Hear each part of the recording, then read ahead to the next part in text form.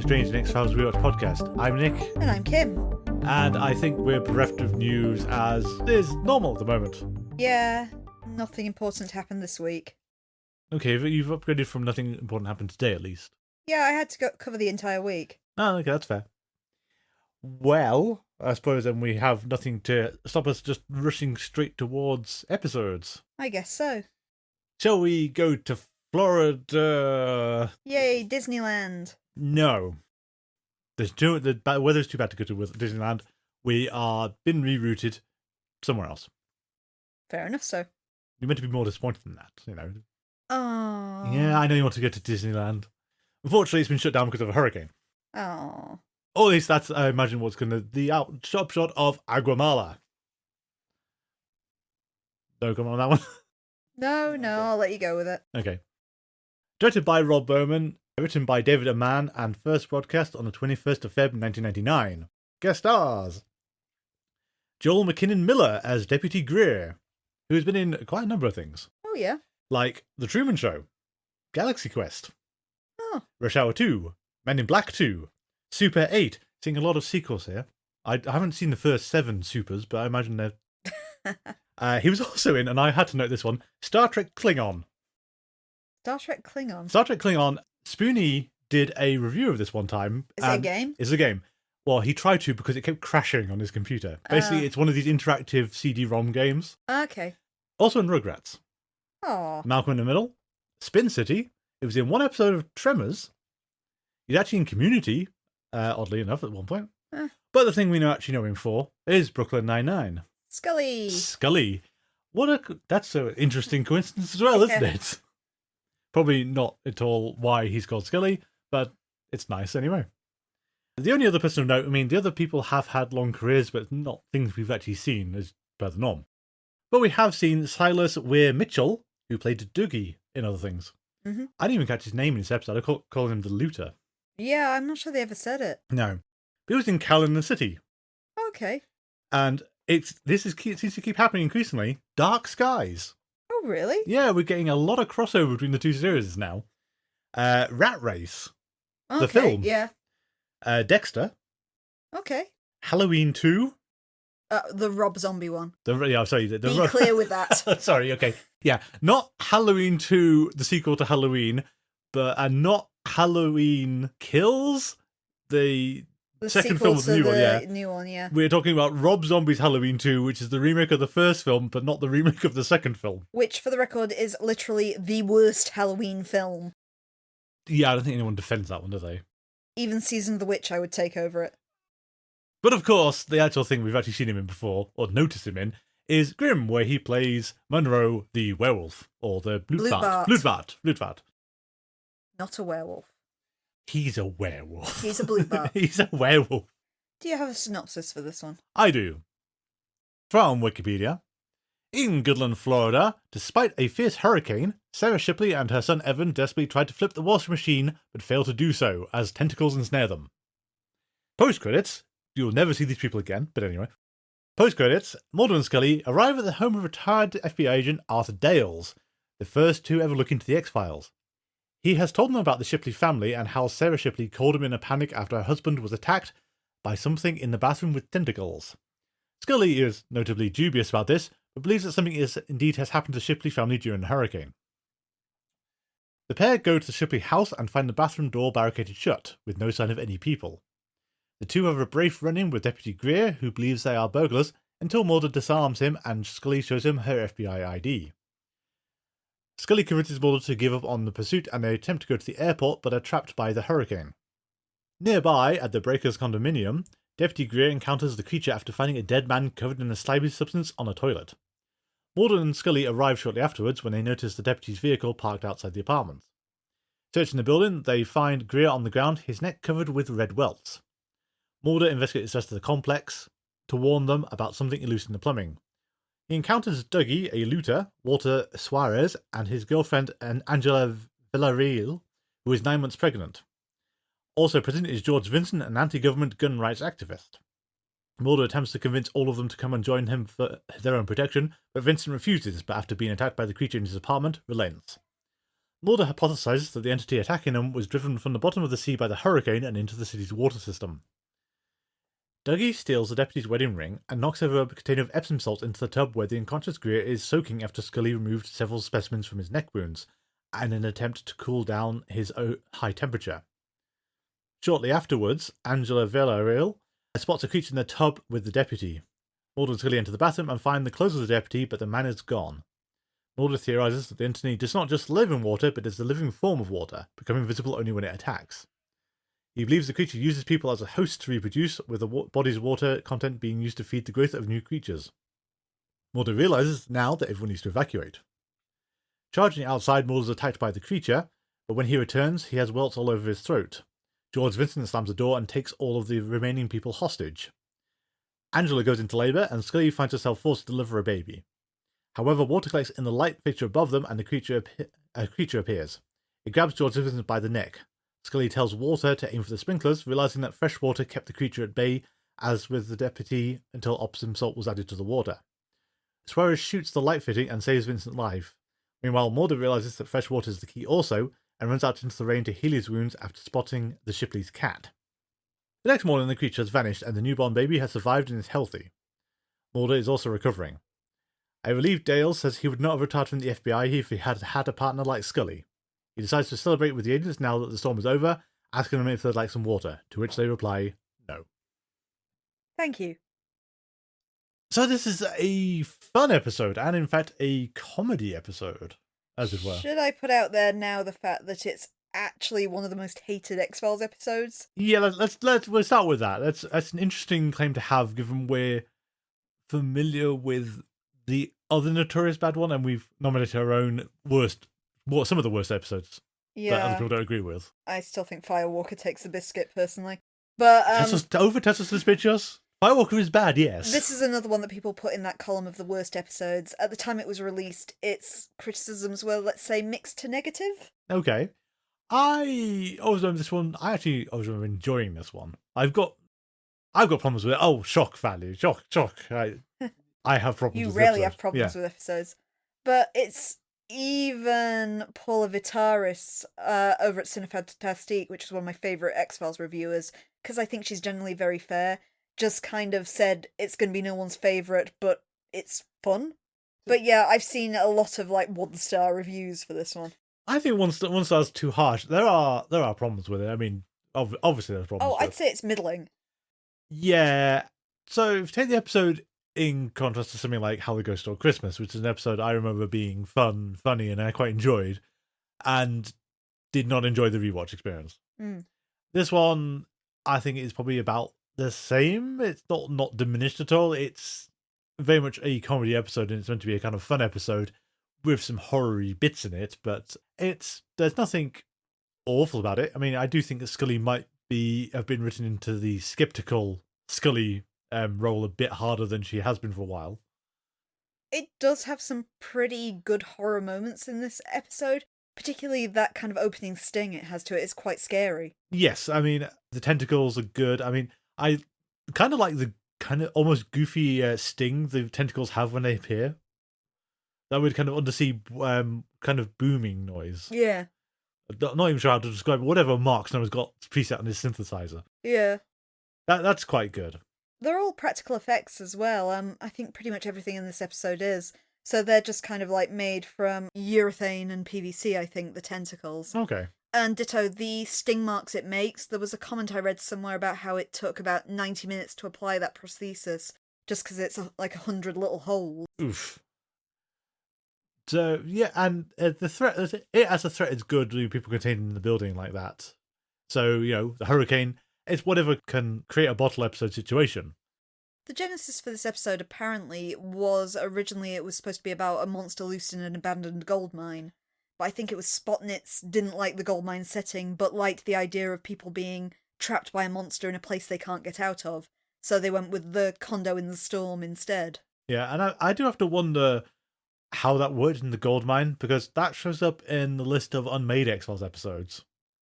Even because it's sufficiently different at this point, I think. Yes, you have an episode, and I'm probably the only human to have watched it, but the Tremors TV series, it had an episode like that was in an old mine where they essentially dug too deep and something that had been buried in there got out.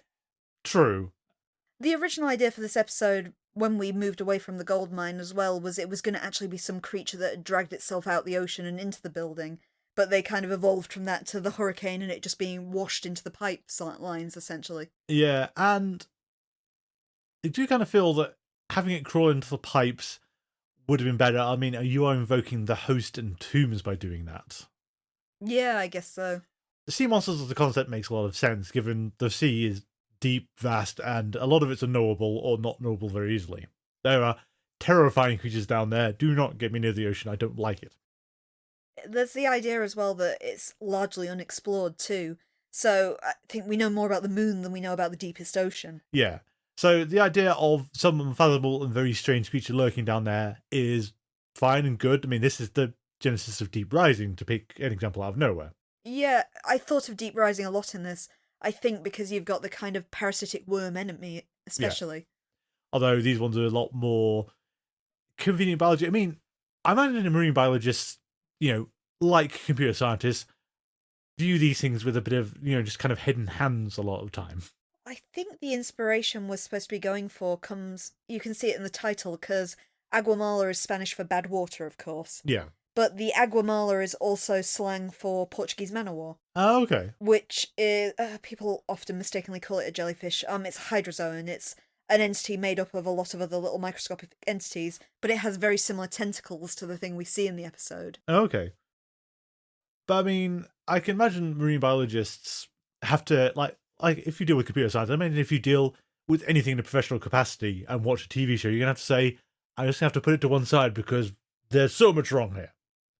Like, it's the kind of thing where people slam the Alien films. Mm. And then you have Alien Covenant giving you an excuse for why it works, and it's a terrible excuse.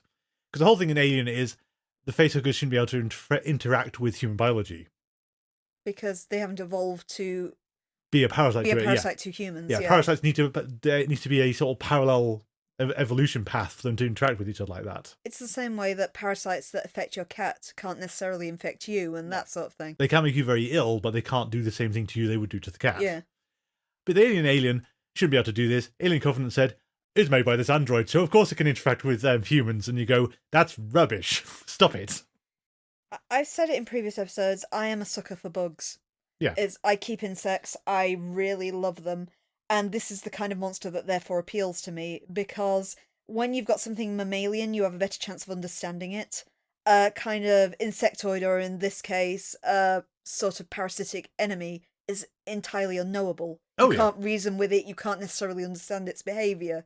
It makes it a lot scarier, I think. Yes, and the corollary to the alien problem is that it's, for horror things, being parasitized by an alien organism is great body horror. Yeah. Because that's deeply uncomfortable, and, they can write in whatever horrible thing happens to you because of this. So I understand that. You have a lot of body horror in this episode as well. You have that bit where Scully is inspecting the deputy's wounds and pulling the little worms out of his neck. Yeah. And the another Gel Nana corpse. Another Gel Nana. How did you get another Gel Nana out of this series? I'm so lucky. I do like the weirdness of it just looking like it's made out of KY jelly, which I suspect it probably was. I like the effect of the kind of tendrils moving inside it as well. It looks fantastic. Yeah, deeply uncomfortable and weird. I'm a little critical of why we've got another Gel Nana so soon after the season opening. I mean, could this not have just been another alien, conspiracy story? Yes. I mean, there's a whole bunch of stuff you could say about the episode placement as well, but yeah, coming right off the conspiracy one, this could have been another instance of the beginning. The person who's been infected by the virus has got out, and then it's happened, and you've got the same framing where basically people are trapped in the condominium with the alien. I mean, let's not forget this is the genesis of the film Alien, which was Gremlin on a B-52 bomber. Yeah. Again, marine biologists are probably going to go Epsom salts in salt water. Epsom salts in salt water. That's not seawater. That's Epsom salts in bath water. It's still essentially the same thing. It's salt water you're making. It is. I mean, you are making a lot of assumptions about the biology of the creature, and we can get into that as well. It's the same way as if you had a ocean aquarium. you wouldn't be getting actual seawater to use it. You'd be mixing it up with salts and waters. True, but you wouldn't just be putting salt in there. There's a whole load of other stuff that goes into it. Absolutely. Yeah, it's not just salt. You don't go to a fish tank and just pour table salt It was one of the common criticisms I read of the episode of how on earth does Scully figure out that fresh water is their friend in this. Yeah, I don't get that. Mulder actually understand. This one feels like Mulder hasn't read the script, although when he says the creature's made of water, well, I don't know where you got that from, Mulder. That's a logical leap, but how he knows rainwater is going to cure him, I understand. Not sure how that works, because I know if you take a saltwater fish and put it in regular water, it will die, vice versa. But that kind of fast curing his wounds feels very convenient. Yeah. Or sort of curing the parasite. Curing the parasite. He still has the wound in his neck. Yeah. So Mulder conjectures that the storm has dredged up something from the deep. And in other contexts, that's fine, but I'd expect a tsunami kind of situation to do that, not a hurricane.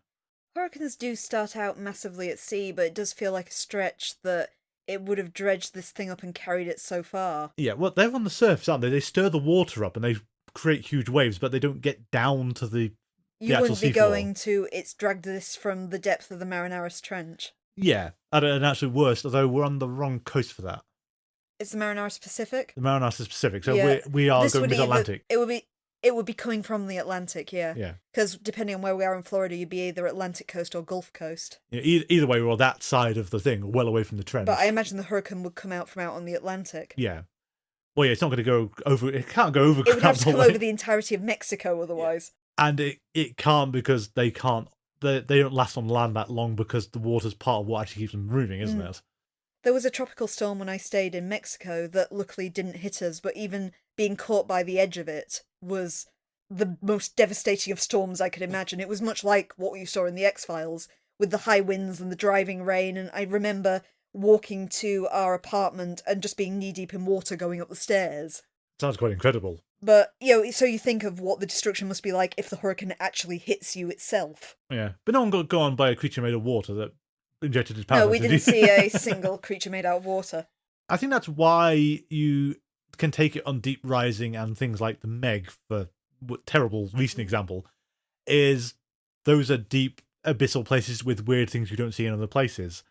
This creature in Agua Mala has to be relatively close to the surface, and somehow this is the first time this has ever happened to anyone. You'd also think, somewhere like Florida, where there's a lot of beach culture, that maybe some kind of surfers or scuba divers would have therefore encountered it. Yeah, you'd expect it to be a certain number of disappearances, completely mysterious, but like they've been raptured, so you find their clothing. Yeah. But you'd need to build that into the episode. I mean, it does strike me as you could have done it like this was localized on this like part of the bay or something, that this is a thing that happens and no one told the Shipleys. I see, so you're going on the kind of Predator ideal of this is the sort of thing that happens here at certain times of the year. It's come earlier this year for some reason. We didn't have time to warn the newcomers. Yeah, and we don't understand it. We have no way of finding it anymore.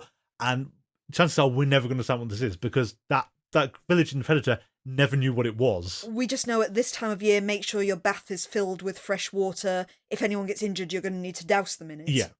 And then they might have intended to warn them if the storm hadn't hit. They could be other things. You said it could come early this year. Or it could be the idea that they all have I don't know, think Florida really has hills, but they've all got another residence that they flee to in the hills. Yeah. And everyone you've got trapped here is somebody who couldn't get out, like the heavily pregnant woman. Yeah, I mean, that makes sense for the bottle episode. And you've got the gun nut is also possibly a recent arrival who doesn't believe the superstitions of the locals. Or he just thinks he's fortified his house well enough. Yeah.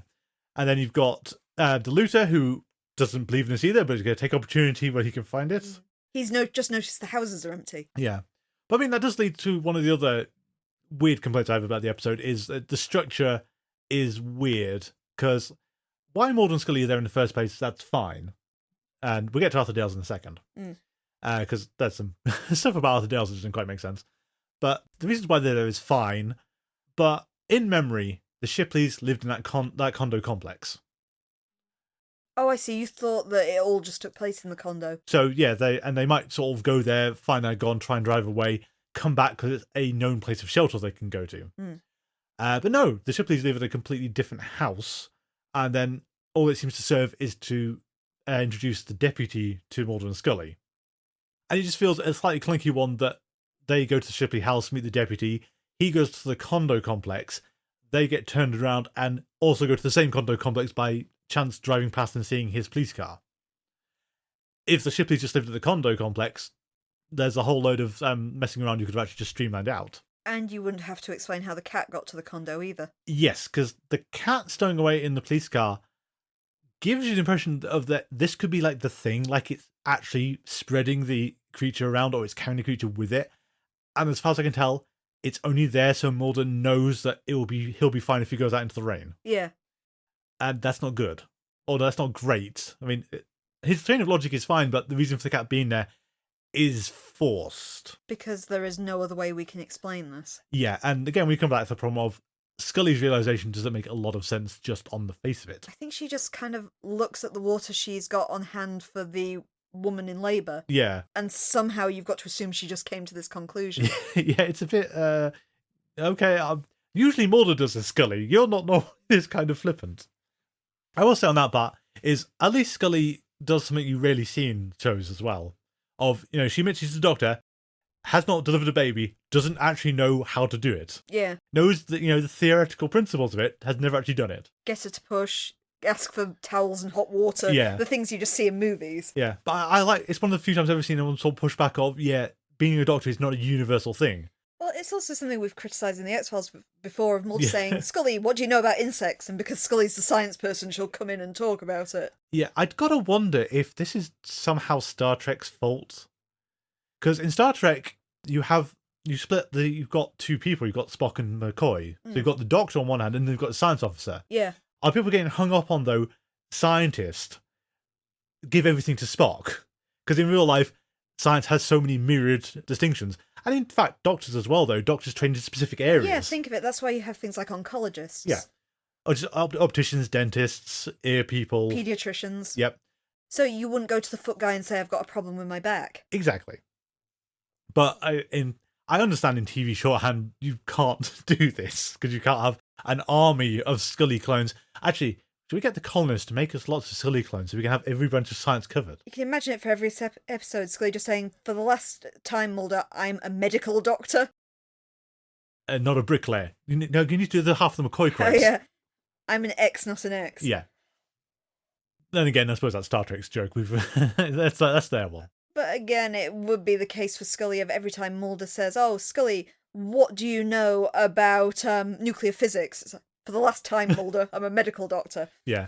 Although, to be in Mulder's defense, sort of, the series setup does give Scully a very strange mix of knowledge. She was, I think, originally a physics and astronomy major or something like that. And then specialised off into medicine. Yeah. So you do have some kind of physics basis. I'm still going to call bull on Scully being an expert on insects and stuff like that. Absolutely. And I would also say, though, that career path also doesn't make sense to me.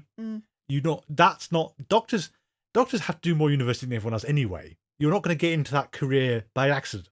Well, you always have things like... The best example I can think of in practicality is, I think, the highest profile entomologist on fictional TV I can think of is Grissom in CSI. Okay. Which, that is his specialism. He is a trained entomologist. So if there is anything bug-related in the crime, it goes to him because he's the expert. It's not just the, hi, general scientist on hand, do you know about this really specified area of biology? But that's so niche, and also, how is he an trained entomologist and also a police chief or whatever he is? Well, you have to start somewhere, don't you? You build up through the ranks. Well, I suppose so. That's his forensic expertise. And it's the coolest science, so there we go. Fair enough. Let's talk about Arthur Dales, because I feel something has been missed in communication. You reckon? I do. I mean, it's nice to see Arthur Dales as a character. There's no reason why he can't be still around. Last time Mulder talked to him was in 1991, as far as we know. And this is 1999, it's 8 years later. I presume they stayed in contact. You'd like to think so. So, Arthur Dales cropping up in the plot again, that's fine. I mean, we know Arthur Dales will come in one more time, and there's like an asterisk next to that. We're going to get into the weird complications of what happens next time when we get to it. But we know that the character comes back one more time. So here he is again, and it's nice to see him. On the other hand, I do wonder if the writer of this episode didn't watch Travelers. I think you've actually got it the wrong way round, or upside down, or backwards, or something. Okay. The writer of this episode was David Mannigan, who is previously all he's written is Terms of Endearment. Okay. But he was tasked with bringing back Arthur Dales. Okay. But did he watch Travelers first? Yeah, I think there's your problem. Yeah. And this Bible that they supposedly have that we've always been dubious about if anyone ever reads. Yeah, I mean, we know it exists. Obviously, we've got quotes from people saying it exists. Whether they actually open the thing up and look at it is another matter. Yeah. Or add anything to it. You commented before, I think, about writers not watching previous connected episodes. Yeah, so Conduit and Little Green Men was the big one, and this one seems to be no one thought to put Travelers on just to check. It's just you can explain it away, but how Mulder talks about Arthur Dales implies a 50s, 60s version of the X-Files basically working how the 90s version works. Like, Arthur Dales goes and looks into strange mysteries and one-off Monster of the Week episodes back then. Which, in Travelers, there's no insinuation that he looked any further into the paranormal than the events of Travelers. Yeah. Because basically, yes, he discovered the X-Files, but all he really did was cause someone to say, that's where we put the unclassified stuff because we've run out of room under you. It's not discovering the X-Files in the way it would sound if you did a synopsis. It's kind of a weirdly misleading way of doing it. But then Mulder actually does say at one point that Arthur Dales has seen things he's only read about in the X-Files. The only thing that we know Arthur Dales has seen that Mulder hasn't is a xenobiological transplant thing. And Mulder, compared to what you've seen, that's literally small potatoes. I mean that in every sense of the word, because what you saw in Small Potatoes blows that out the water in terms of weird stuff. You have seen literal spaceships, you've seen multiple alien creatures, you've seen 2 different types of shapeshifting in your time. And a flukeman. You have all the scientific data that no one talks about with the flukeman, which should have rewritten some biological science, because you had all that on hand. You saw the Darkness Fall insects. Ghosts, psychics. Yep. Artificial intelligences. You have seen... that guy who can literally control the weather. Yep. Over the course of 6.5 series, you have seen an astonishing amount of stuff. Arthur Dales has not seen anything close to this. I mean, it'd be kind of cool if he'd gone to investigate the Roswell crash after it happened, but I think you're trying to imply he might have done that, but that's not what we've got again. I saw a critique of the use of Arthur Dales in this, and I apologise, I can't remember who said it to credit it to. I think it was one of the ones I read on Wikipedia. But they commented that the Arthur Dales in this is portrayed as being like that old man who stands on his porch and screams at kids about his better days. Yeah, well, there's a running thread where he's an alcoholic, because that's why the deputy kind of dismisses the reason why Mulder and Scully are there. Yeah. And again, him becoming an alcoholic doesn't jar with how he's been presented, even in Travelers. That's fine. But why would you put this in? Because, as you said, old man yelling at kids. The only indication you get is that he offers them a drink. Yeah. Which is a polite thing to do and not necessarily something that would mark you as an alcoholic. Yeah. But all we know about him from Travelers was he was a grumpy retiree who had a weird paranormal experience in the 50s and is loosely connected to Mulder via, we've got to admit, one of the weakest links we've ever seen, because it's still really hard to justify. You didn't get the impression he was the original guy who worked on the X-Files. He just had this experience with an early X-File. Exactly. I mean, it's still that the impression all the way through up to this point was that no one has ever cared about these files except Mulder. Everyone else just says, we can't answer it, just put it in the X's. It's fine. Who cares? We can't solve all the cases, and these ones are just too weird to actually give any time to. So it's nice to see Arthur Dales. At the same time, his presence is kind of weird. I think the other problem with him is he's just a framing device. He has no material impact on the episode. He gets Mulder and Scully to Florida, and then you can just cut him out the rest of the script. Yeah, he just doesn't have an impact at all. He's not involved. No, and which again he could have been if he'd set the entire thing in the condo, like you suggested. Exactly. If he'd also lived in the condo, he would have been present all the way through. So that would have fixed that. Or again, the other way to do it though, as well, is Mulder sort of making out that Arthur Dales has past experiences.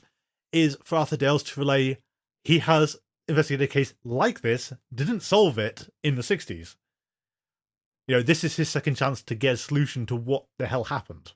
A bit like the guy in Squeeze. Yes, yeah, that's the model of it. And that might be why they didn't do it, because, Mm. yeah, that's one of the most famous episodes. There's a lot of them. You probably shouldn't do that again. Mm.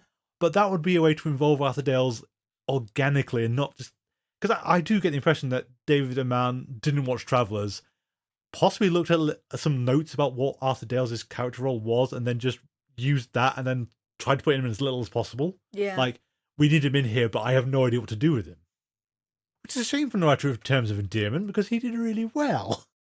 It's got a similar tone to Terms of Endearment as well, that kind of very black comedy to it. Yeah, it's not as jet black as Terms of Endearment. This is a lot lighter. Mm. This is not heavy stuff. Other than some vague body horror moments. Yeah.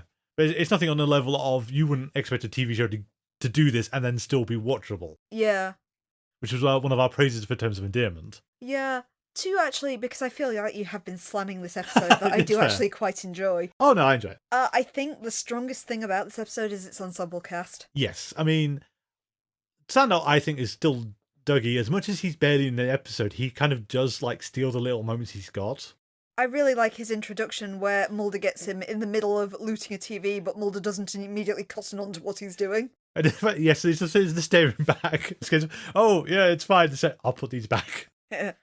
But you've got this really memorable ensemble cast, which aren't memorable to the degree I can actually remember their names, admittedly. But you have the looter, the slightly bumbling deputy, Yep. the gun nut, the henpecked husband, and his very fiery, heavily pregnant wife.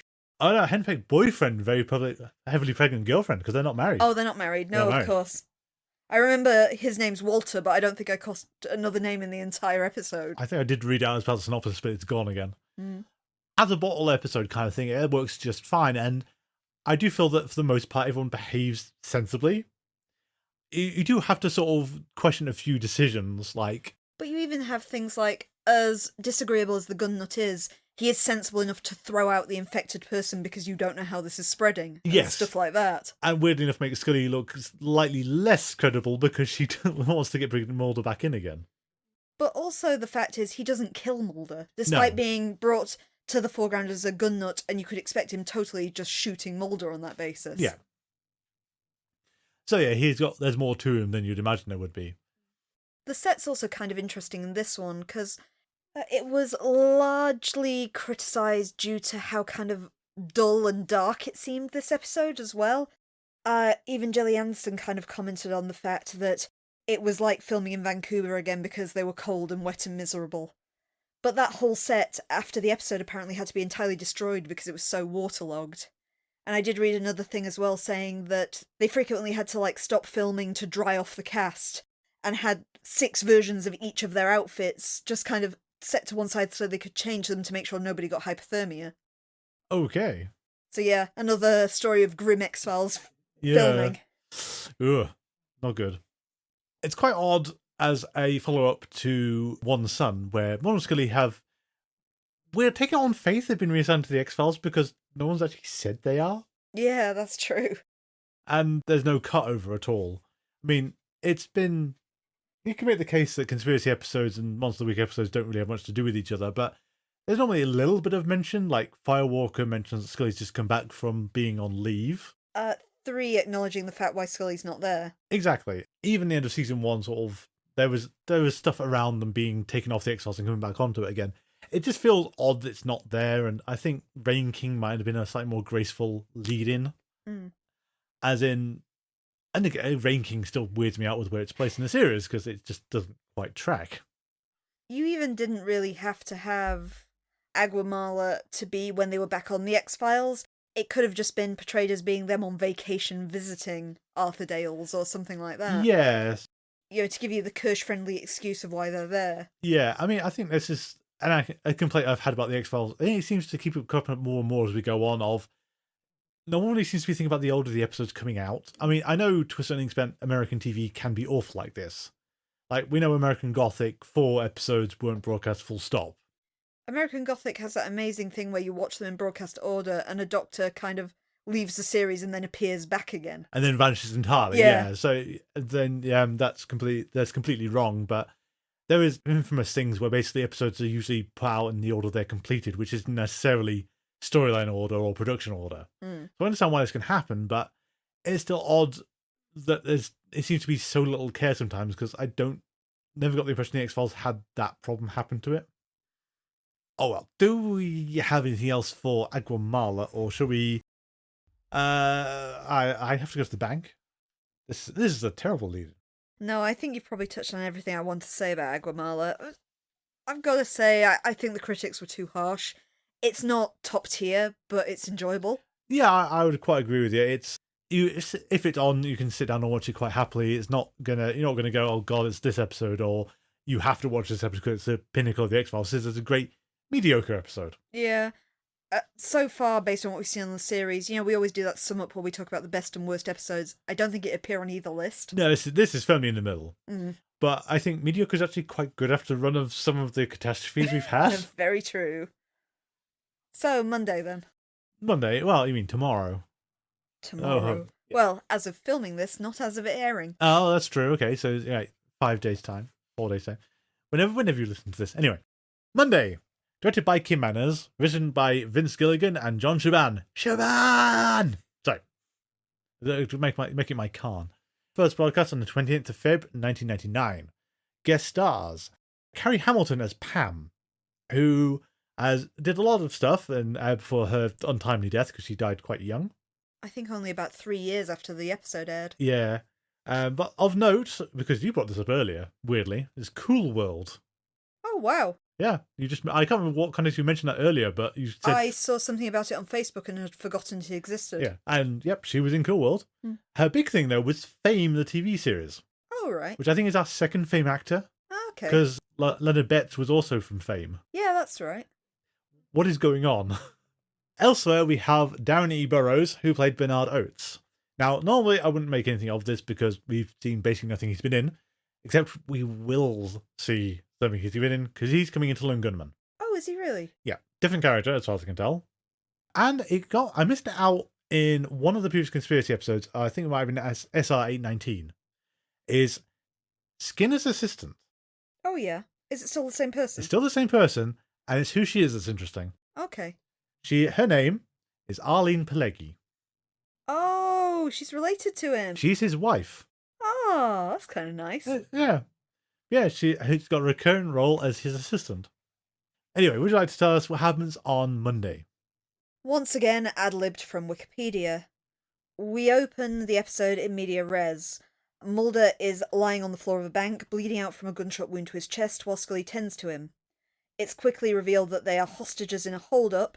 Scully tries to reason with their captor, who we later learn is called Bernard, only to have him reveal that he's wearing a bomb vest. As the police storm the building, he detonates the bomb and kills them all. It's Monday, and Mulder wakes up unharmed. He finds his waterbed has sprung a leak, flooding his room and short-circuiting his alarm clock. He also receives an angry phone call from his landlord and agrees to pay damage for the bed that he shouldn't have owned. Due to all of this, he's late to work and arrives halfway through an important meeting. Because he needs to go straight to the bank to cash in his cheque to pay for the damages, he asks Scully to cover for him. Mulder arrives at the bank, and shortly after we see Bernard enter and begin to try and rob it, shooting Mulder in the process. The teller sets off the bank's silent alarm, which is what prompts the police cars and Scully arriving at the scene.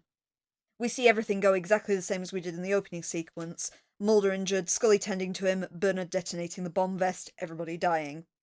It's Monday, and Mulder awakes again to find his waterbed has sprung a leak.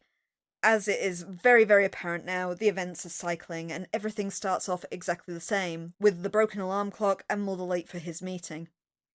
It quickly becomes apparent that the repetition is going completely unnoticed by everyone, with the exception of Pam, who is Bernard's girlfriend. The events play out over and over again as we watch Pam try various methods to save the agents. She informs of the time loop to various different effects, begs Skinner not to let the police in the building, and various other things, inferring that the events have taken place now more than 50 times, and even though subtle things change every time, she's never managed to stop the ultimate outcome. As more and more loops occur, Mulder slowly becomes closer to remembering Pam. She is finally able to convince him that the events are repeating themselves, and just before Mulder is killed, he begins repeating he's got a bomb to himself over and over in an attempt to make it stick in his mind. The next day around, as Mulder reaches the bank, he finds himself subconsciously repeating that phrase, and acting on a pure hunch, he calls Scully before he confronts Bernard. However, it isn't enough to change the events, and the hold-up still takes place. However, Scully follows Mulder's instructions to the letter, finds Pam, and brings her into the bank, the first time that Pam has actually been inside the bank in one of the loops. Mulder and Pam work together to convince Bernard to give up and walk out. However, Bernard then hears the sirens of the approaching police. Bernard becomes agitated and tries to shoot Mulder as per the usual loops, but Pam throws herself in the path of the bullet and dies. As she does so, she says to Mulder, "This never happened before." Bernard is horrified that he has killed his girlfriend and collapses to his knees, allowing himself to be arrested and not detonating the bomb. With the blast averted, the loop finally breaks. Mulder wakes up the next morning on his sofa, and when he speaks to Scully about it later, he just says that his hunch regarding Pam was just a feeling. Thank you. Very strange episode to summarise. It is, well, it's an awkward one, and we will start with there's an obvious possible influence here. I'm, of course, talking about Season 2 of The Melancholy of Haruhi Suzumiya, The Endless Eight. I can see where you got that from, yes. I mean, okay, most people are going to grab for a more pop culturally centric thing, which is, of course, Happy Death Day. I kid, Groundhog Day is what everyone comes to mind. It's not the influence of the episode. It's not the alleged influence of the episode. I would be very surprised if none of them had some kind of bearing. Haruhi Suzumiya accepted, of course, and Happy Death Day, because neither of them were out at this point in time. But Groundhog Day, as much as, yeah, I know there's a different source for this, it's got to have born in their minds somewhat. Go on, though. The Twilight Zone. Specifically the episode called Shadow Play. How does that one go? The episode, as I understand it, because I'm not sure I've actually seen this one, it doesn't ring a bell. But essentially it's a man on death row who panics when he's being taken to the chair and begs people not to execute him because he claims it's all a dream, and if he executes them, they will all cease to exist and everything will start replaying again from the start. Which ultimately he does. He's executed, reality pops out of existence, and he suddenly finds himself at the courtroom at the start once again. I can see that. I'm going to shoot holes in it now, though. Okay. Because, okay, so that's the influence, not Groundhog Day. Mm-hmm. Tell me again how the Groundhog Day time loop starts again. Does Bill Murray wake up in bed, turn off an alarm clock, and get up? Every single day. It does, but it doesn't all hinge on the same point, because sometimes he dies prematurely and sometimes he just goes to bed and wakes up again. Oh, I know.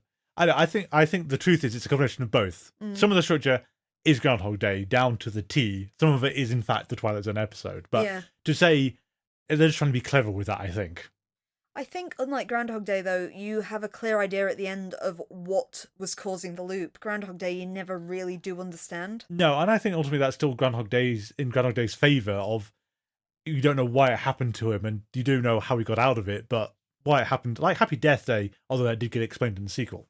Again, Happy Death Day, you have the idea at the end of, you get the clear idea of if she kind of figures out who the killer is and stops them, it'll break the loop, and it does. Oh, true, but then again, Groundhog Day is, he just has to be his best self for this one day and seduce his would-be girlfriend, and then he exits the loop as well. I mean, they all have it to some degree or other. Yeah, and in this one, of course, it's all hinging on the fact that Pam should have died. Yeah, I mean, and also I was thinking, listening to your summary is, why didn't she try going in the bank once? If she's tried so many other things, she never tried going inside? I thought in a weakness of when she lists all the ways she's tried to stop Bernard, like by calling the police on him prematurely and drugging his coffee, I would have been a lot more creative with Just regards stab to him.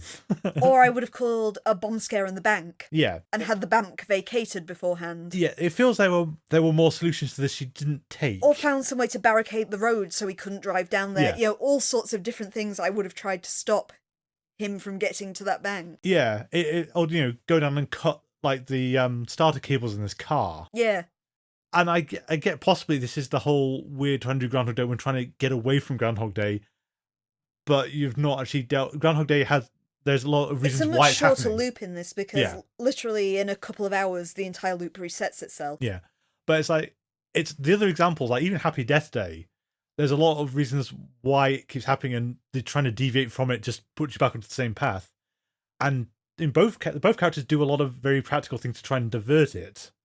And Pam is just alluding to a lot doing it, but there's some key ones that are like going into the bank where she doesn't do, but in like Groundhog Day and Happy Death Day, you do see them try everything, and the solution isn't something they thought of at first. Whereas going into the bank as Pam would be one of the first things you'd try. Like, try and drag him back out the bank or something. Yeah. As you say, it's a structural weakness. Even you could have caused enough of a scene in the street to get him apprehended so he never even went in the bank. Yeah. Run out and accuse him of hitting you or something to get someone to stop him from going in there. Yeah. It's frustrating because I don't dislike the episode and the idea behind it, but it does feel that's the weakness of it doesn't feel as inevitable as you're trying to make it out. Yeah. It feels like should have been a whole... should have to exhaust and somehow nullify a gigantic range of possibilities. I understand she doesn't actually want to hurt him because it's her boyfriend, so you'd rule out anything that would be lethal force. Yeah. But you could still break his kneecaps. Yes. Handcuff him to the bed while he's asleep. Yeah. There are solutions to this. Anything you could do to kind of get him in a altercation with someone else in that street that would stop him from getting to the bank. Yeah. Out of curiosity, how well did bomb vests work if you doused in water? Could she have just poured a bucket of water on him from an upstairs window as he left? It's a very good question. I don't know. I would imagine not well, given its electronics. Well, it looks like he's strung with dynamite, so would it kind of just... if it's wet, it won't work? Yeah. The other example I could think of, and it's a very recent one, is Russian Doll. I don't know that one. Okay, Russian Doll is the similar premise, and it's actually quite close to the Twilight Zone one. Because it's a woman starts at a party, and it's getting out of this party without dying becomes the problem. That sounds very like Happy Death Day. It is, but it's not someone trying to kill her, it's like the universe conspiring against her. So she tries to go down the stairs, someone bumps into her, she falls off the staircase. So we're going to kind of Final Destination-ish. Yeah. Universe conspiring. But with Groundhog Day, so basically it's like a graphic adventure where she's got to figure out the way to get out of the apartment without dying. Okay. What makes Russian Doll different from every other iteration I've ever seen of this is she's not tied to the day. She can actually go multiple days, but when she dies, she gets right back to the start again. Right. And that's the interesting curiosity about her one. And also the fact she runs into someone who it's happening to as well. Okay. So yeah, this is the only one I've seen where two people are experiencing the time resets. I see. That's interesting. I think that's one of the problems with Monday as well is it's not the best version of this concept. You can find other people who've done this concept and done something much better with it. I think in Monday's favour, especially because it's only a single one-shot episode, is at least loop short. Yes, it's nice and compact. Because some of the ones like this, and to be fair, Happy Death Day escapes this by being quite varied in its loops. Yeah. But often they're so samey that you get bored after a while, and I don't think Monday ever quite gets to that. Yeah, I think they didn't actually get the memo that Happy Death Day and Groundhog Day do, which is the repetition becomes funny very fast in both of them because of the protagonist's different reactions. Because I think that's the problem with this one is because our focus is on Mulder, our focus should be on Pam because the comedy of the other episodes of the other instances is they know it's repeating, no one else does, and they start reacting weirder. I quite like how it does that in Happy Death Day with just her walk across the campus at the start, where she starts reacting like she brings a pillow for the guy who's about to collapse and stuff like that, and confronts her boyfriend who she knows from other loops is gay, and eventually can just broach that with him. Yeah, well, that's the sequel where she's sort of storming, she's absolutely furious, and just will not put up with any of it anymore as it happens again. This actually is what makes Monday different to other time loop things is you don't normally focus on the person who doesn't remember. Yeah. Pam would be the central figure in every other version of this event. Yeah. But we're focused on Mulder, who gets it by the end, just about, or maybe does. At least he's experiencing such severe deja vu he can react. Yeah, and we're going to have to put a pin in the... Mulder, is this your alien power come to fruition at long last? That one you implied you got in Conduit. Yeah. Though, at the same time is, we critique it not focusing, but Pam is the heart of the story, and it wouldn't work anywhere near as well were it not for the fact that she is spectacular. She is, and I think she needs more screen. We need it to be one of these Mulder and Scully light episodes where we focus on someone else for the episode. It's unlike the likes of Happy Death Day and Groundhog Day where it's played up to comedic effect. Pam is in a horror story and she is deeply traumatized, exhausted, and you can see it in her, just the fact that this is torture. She's lived through this at least 50 times now and it's killing her. Yes, it's like when she recites that random encounter that Bernard has right outside the car. Yeah. She just sort of mouths along to what he says. without, or muscle onto both sides of the conversation, like with no kind of preamble. It's some credit to the makeup department as well, because of the kind of stringy wig and the mascara under her eyes that just make her look like she's about to drop dead on the spot. Yeah, and that's great. I mean, that comes out to the problem of them saying that it's inspired by the Twilight Zone. Is that, yeah, Pam's story is, but you're focused on Mulder, who's doing the Groundhog Day routine. Yeah. To get into the Groundhog Day routine, we have some interesting continuity, which we can possibly point to is because Gilligan and Shabana are writing this episode. Because why else would anyone care about a mirrored ceiling and a waterbed? Yeah, true. We know why they're there. We don't understand why they're there, but we know where they've come from. You criticised this in Dreamland. I did. I won't reiterate the weirdness of that. But do you want to criticise waterbeds? Because presumably you don't know this unless you have a waterbed. I would love to own a waterbed. I'd be so happy if I had a waterbed. They look so comfortable. Yeah, but would you risk it with what happened to Mulder?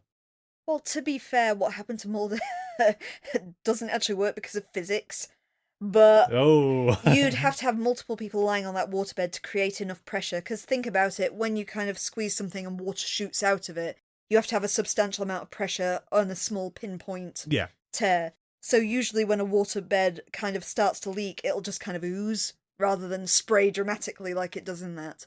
But also when you think of the water displacement is he steps down onto the carpet and there is a good saturation of water there, which would mean just by logic of how much water a waterbed must contain, he'd be on the bottom of the kind of bed frame by that point for the ground to be actually saturated. It'd just be mildly damp if it was still almost entirely full like it appears to be in that sequence. Yeah.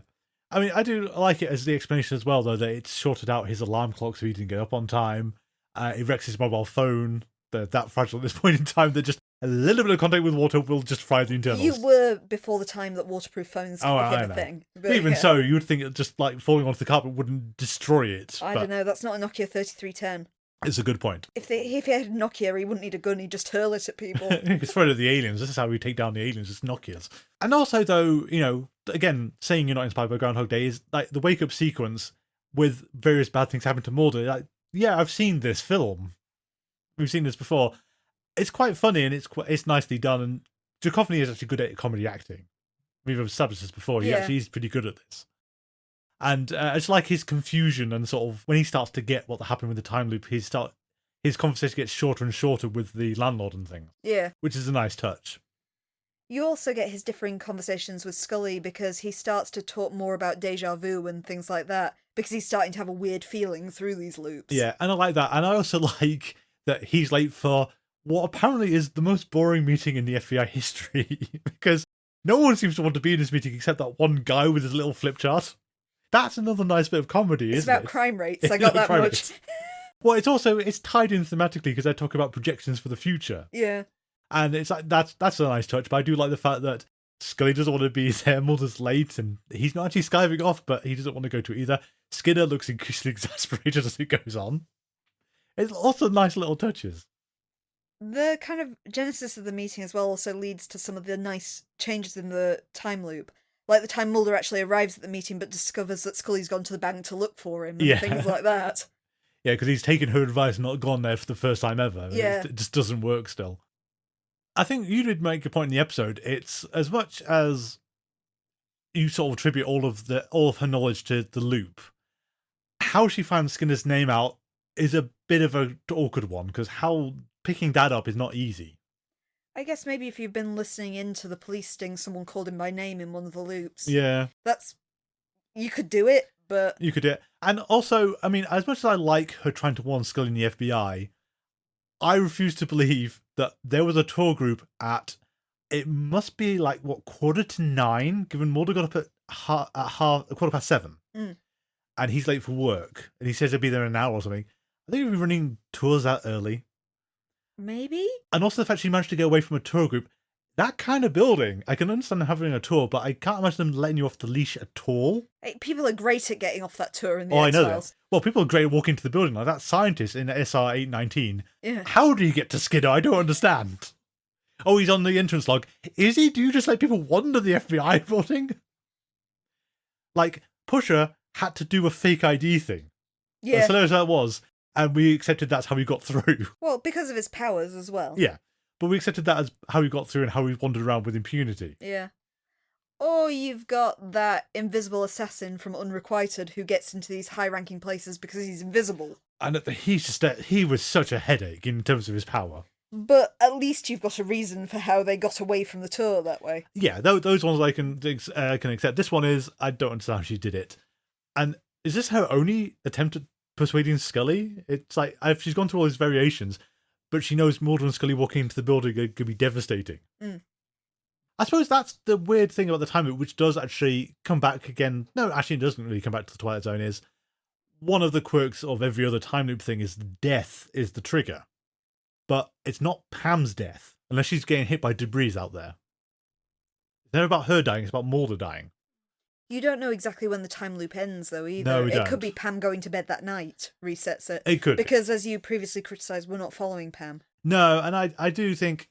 We know that in some future episodes there are more monster-specific ones where we will pull focus off Mulder and Scully to actually look at someone else properly, and they'll be the star of the episode.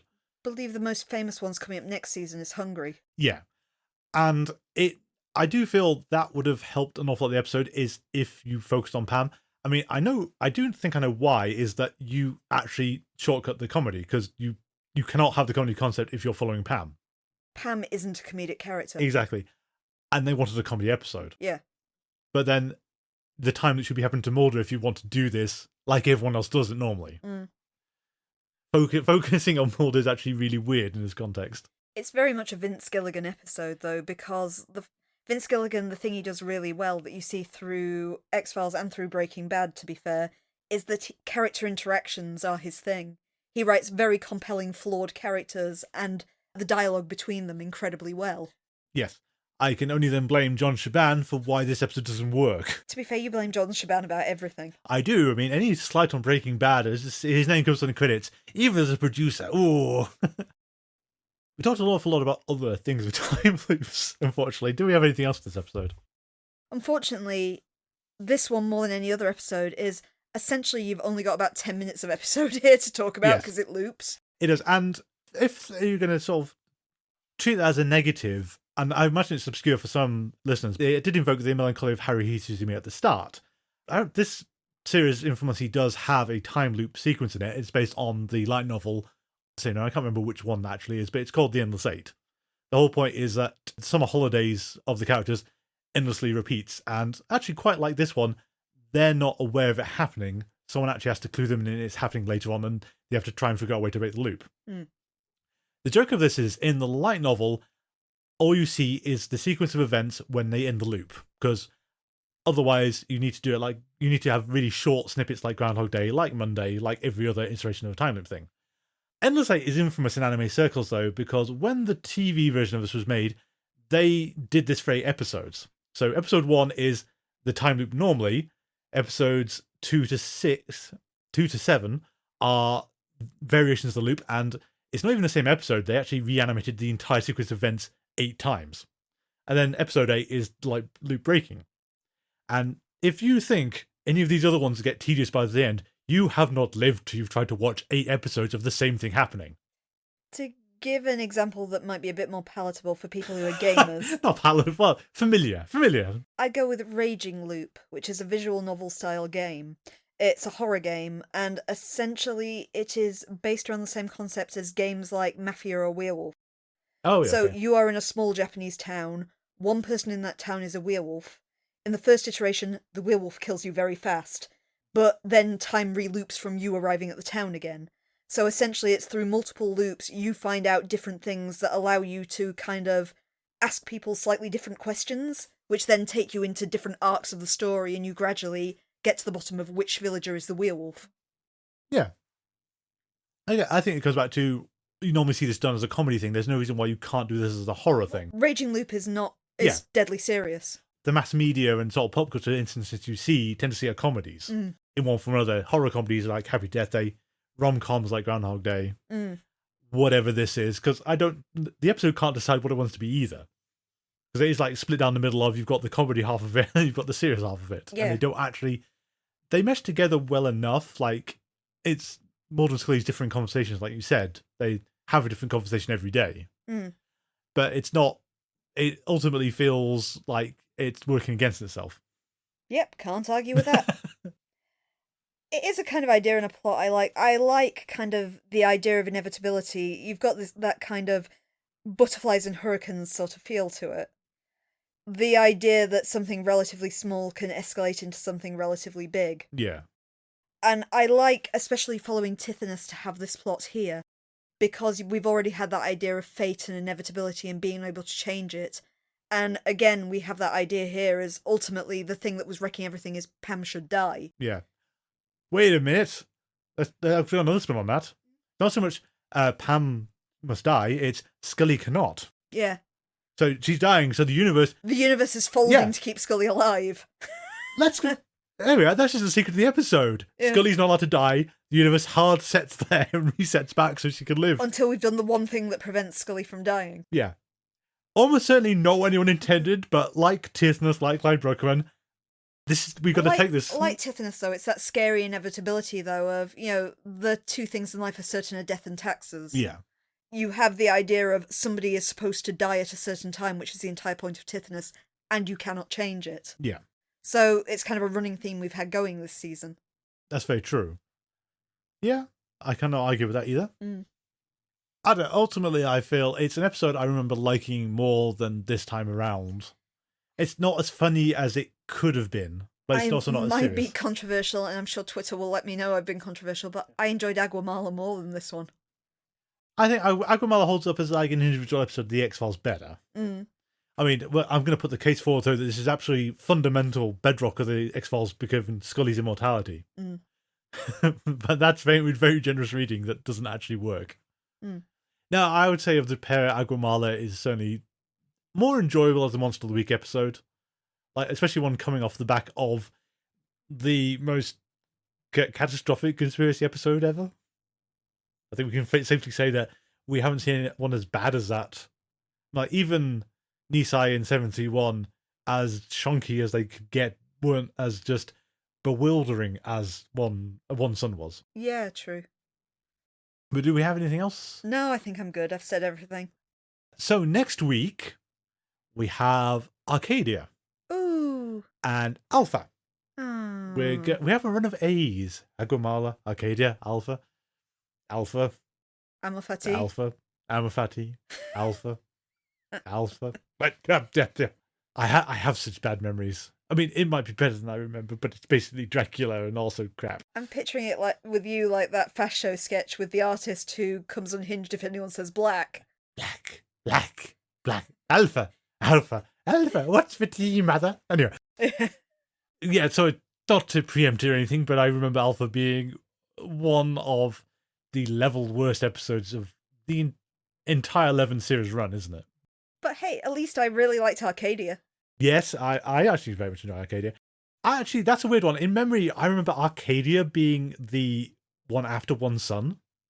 I don't know why, but and Arcadia kind of feels better as a one to follow up One Sun. Yeah, I guess it does. Maybe the broadcast out of order on the BBC or something, but I seem to remember.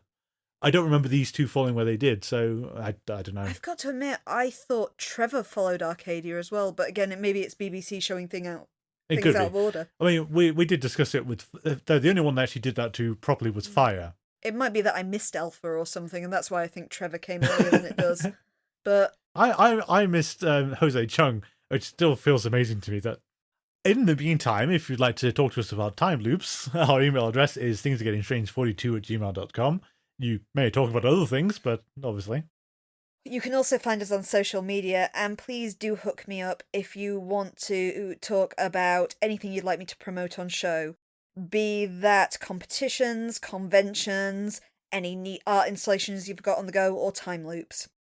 You can find us on Tumblr and Twitter, where we are GetStrange42. We're on Mastodon, at GetStrange42@universedon.com, and on Facebook, where you can find us by searching for Things Are Getting Strange, an X-Files Rewatch podcast.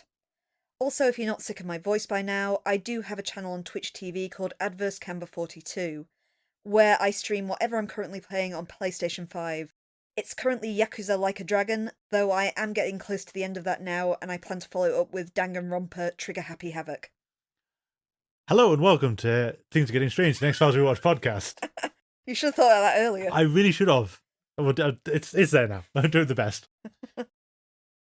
But in all seriousness, we have a Patreon, patreon.com/thingsAreGettingStrange, where you can find the first 3 parts of our Let's Play of the X-Files game. Part 4 should be coming up shortly at the start of next month, which will be the penultimate part before we head on to Endgame and, die a lot.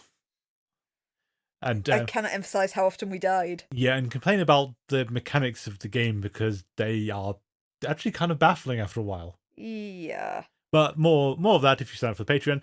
Little as $3 a month will get you access to everything up there. So that's 3 soon to be 4 episodes of Let's Play. There's our attempt to review Mulder and Scully by Catatonia. I can never say it the right way around. And anything else we add to the future, which will include the books, the comics, the other video games, trading card games, board games, and probably when we go and do the virtual tour of the X-Files Museum, we'll do a thing about that on there. Yeah, definitely. You should also probably note the fact that you can also get our episodes, I think it's 2 days early if you sign up for the Patreon. 2 days early. They'll be up on Patreon, accessed as members only. And yeah, any reviews or recommendations to your friends, be good. Make sure your friends are either watching the X-Files in parallel to us, like my brother is, or have seen the X-Files in the past. Otherwise, we're just talking nonsense, basically. Yeah, well, we are anyway. But it'd be even more baffling to understand. Our theme music is Vision by Kevin MacLeod. You can find that on incompetech.com, licensed under Creative Commons by Attribution 3.0. Thank you all for listening, and until next time, please remember, it doesn't have to end like this.